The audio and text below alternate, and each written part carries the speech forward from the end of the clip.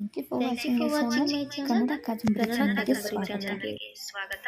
ಚಾನಲ್ಗೆ ಸ್ವಾಗತ. Hi friends, ಯಾರೆಲ್ಲ ನನ್ನ ಚಾನಲ್ನ ಫಸ್ಟ್ ಟೈಮ್ ನೋಡ್ತಾ ಇದ್ದೀರೋ ದಯವಿಟ್ಟು ಸಬ್ಸ್ಕ್ರೈಬ್ ಮಾಡ್ಕೊಳ್ಳಿ. ಹಾಗೆ ಸಬ್ಸ್ಕ್ರೈಬ್ ಮಾಡ್ಕೊಂಡೇ ನೋಡ್ತಾ ಇರೋರು ವೀಕ್ಷಕರು ಕೂಡ ದಯವಿಟ್ಟು ಸಬ್ಸ್ಕ್ರೈಬ್ ಮಾಡ್ಕೊಳ್ಳಿ. ಹಾಗೆ ಕತೆ ಹೇಗಿದೆ ಅಂತ ಕಮೆಂಟ್ ಮೂಲಕ ತಿಳಿಸಿ ಮತ್ತು ಲೈಕ್ ಮಾಡಿ. ಬೆಂಕಿಯಲ್ಲಿ ಅರಳಿದ ಹೂ ಭಾಗ 8.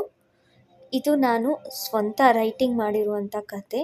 ನೀವು ಅತಿ ಹೆಚ್ಚಿನ ಕತೆ ಇನ್ನೂ ನೋಡಬೇಕು ಅಂತಿದ್ರೆ ಪ್ರತಿಲಿಪಿ ಅಪ್ಲಿಕೇಶನಲ್ಲಿ ಹೋಗಿ ನನ್ನನ್ನು ಹಿಂಬಾಲಿಸಿ, ಅಲ್ಲಿ ಕತೆನ ಓದ್ಬೋದು. ಈ ರೀತಿ ಮಾಡಿದ್ರಿ, ಗೊತ್ತಿದ್ದು ನೀವು ನನ್ನ ಜೊತೆ ಈ ರೀತಿ ಮಾಡೋದು ತಪ್ಪಲ್ವಾ ಅಂತ ಅವರ ತಂದೆ ಹತ್ರ ಹೇಳ್ತಾನೆ ಅವಿ. ನಾನು ನಿನ್ನ ಜೊತೆಯಲ್ಲಿ ಏನು ಮಾಡಿದ್ರು ನಿನ್ನ ಒಳ್ಳೆಯದಕ್ಕೆ ಅಂತ ಗೊತ್ತಲ್ವ ಮಗನೇ.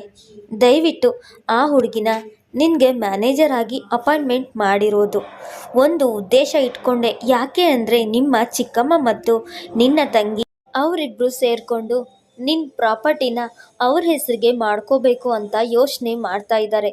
ಅದನ್ನು ನಡೆಯೋಕ್ಕೆ ನಾನು ಬಿಡಲ್ಲ. ಅದಕ್ಕೆ ನಾನು ಒಂದು ನಿರ್ಧಾರಕ್ಕೆ ಬಂದಿದ್ದೇನೆ.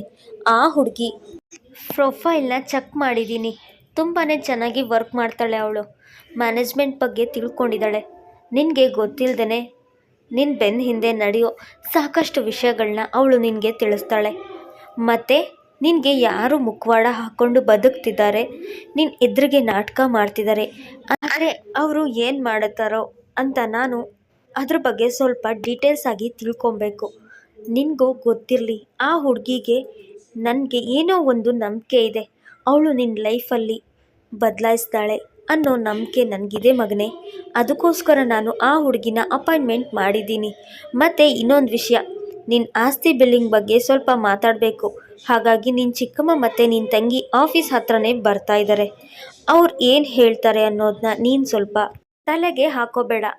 ನಾನೇನಪ್ಪ ತಪ್ಪು ಮಾಡಿದೆ ಅಂದರೆ ನಿನ್ನ ತಾಯಿ ಸತ್ತ ಮೇಲೆ ನಾನು 2ನೇ ಸಂಬಂಧ ಮದುವೆ ಮಾಡ್ಕೊಬಾರ್ದಿತ್ತು. ನೀನು ಅನಾಥ ಆಗ್ತೀಯ ಅನ್ನೋ ತಾಯಿ ಪ್ರೀತಿ ಸಿಗಲಿ ಅನ್ನೋ ಕಾರಣಕ್ಕೆ ನಾನು ಮದುವೆ ಮಾಡಿಕೊಂಡೆ. ಆದರೆ ಅವಳು ತಾಯಿ ಆಗೋ ಮುಂಚೆ ಚೆನ್ನಾಗೇ ನೋಡ್ಕೊತಿದ್ಲು ನಿನ್ನ. ಅಂದರೆ ಅವಳು ತಾಯಿ ಆದ ನಂತರ ಅವಳ ಬುದ್ಧಿನ ಅವಳು ತೋರ್ಸೋಕ್ಕೆ ಶುರು ಮಾಡಿದ್ಲು. ಹಾಗೆ ಈ ಕತೆ ಇಷ್ಟ ಆದರೆ ಪ್ರತಿಲಿಪಿಯಲ್ಲಿ ನನ್ನನ್ನು ಹಿಂಬಾಲಿಸಿ.